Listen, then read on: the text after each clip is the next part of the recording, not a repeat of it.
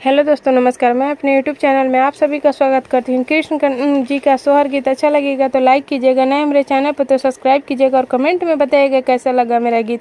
Please आप लोग support ज़रूर कीजिएगा मुझे। भादो के रतिया भैया मना बिजुली चमकेला हो।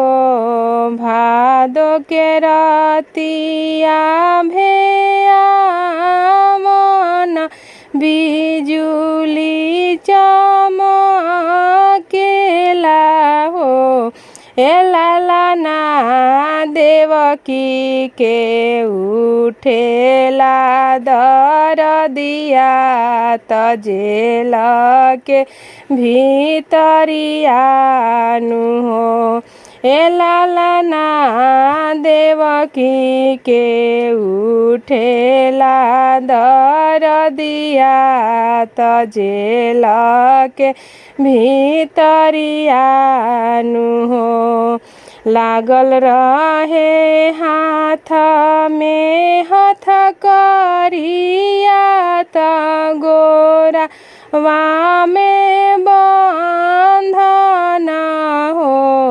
ए लाला ना लागल रहे बत्तीसो के मरिया पहरुआ लोग जागल हो। ए लाला ना लागल रहे बत्तीसो के मरिया पहरुआ लोग जागल हो।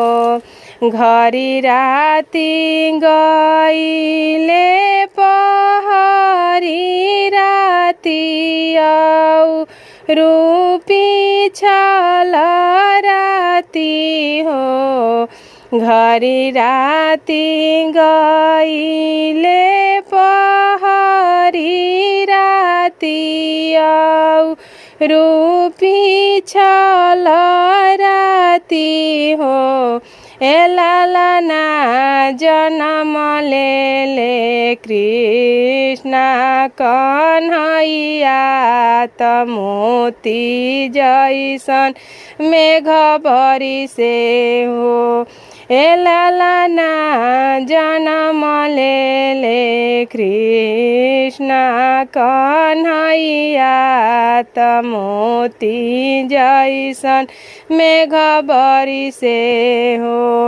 खुली गईले हाथ हाथ करिया त गोर के बंधन मानु हो। खुली गईले हाथ हाथ करिया त गोर के बंधन मानु हो। ए लाला ना खुली गईले बत्तीसो के मरिया पहरुआ लोग सुती गईले हो। ए लाला ना खुली गईले बत्तीसो के मरिया पहरुआ लोग सुती गईले हो। देवकी वासुदेव के जगावेली लालन के देखावेली हो। देवकी वासुदेव के जगावेली लालन के देखावेली हो। ये प्रभु जी लालन के ले जाई गोकुल पहुँचाई त सब लोग सुती गईले हो। ए प्रभु जी लालन के ले जाई गो गोकुल पहुँचाई त सब लोग सुति गइले हो। तीनही घरी के लालनावा त सूप में सुतावेली हो। तीनही घरी के लालनावा त सूप में सुतावेली हो। ए लालना देवकी रोवेली छतिया फारी लालना मुँह निरखेली हो। ए लालना देवकी रोवेली छतिया फारी लालना मुँह निरखेली हो। लालना के चूमी चूमी निरखेली नजर उतारेली हो। लालना के चूमी चूमी निरखेली नजर उतारेली हो। ए बाबू लागी जाहू हमारी उमरिया त हम तोहके दूध ना पियाई पाइब हो।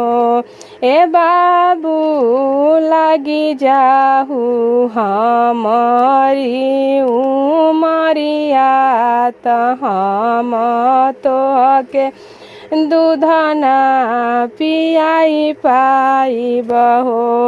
वासुदेव सूप में उठावेले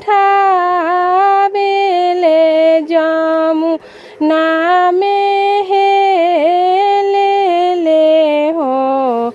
वासुदेव सूप में उठावेले जमुना में हेलेले हो। ए लालना जमुना जी गइली अब अगराई चरनिया प्रभु के छुआबी हो। ए लालना जमुना जी गइली अब अगराई चरनिया प्रभु के छुआबी हो। उमरी घुमरी जला बारी से लाबासु देवा डूबले हो। उमरी घुमरी जला बारी से लाबासु देवा डूबले हो। ए लालना देखी कृष्ण पाव कइले नीचे त जमुना भइली बालू रे त हो। ए लालना देखी कृष्ण पाव कइले नीचे त जमुना भइली बालू रे त हो। भादो के रातिया भेयावन बिजुली चमकेला हो। भादो के रातिया भेयावन बिजुली चमकेला हो। ए लालना जन्म ले कृष्ण कन्हैया त जग के रचैया नु हो। हे लालना जन्म ले कृष्ण कन्हैया त जग के रचैया नु हो।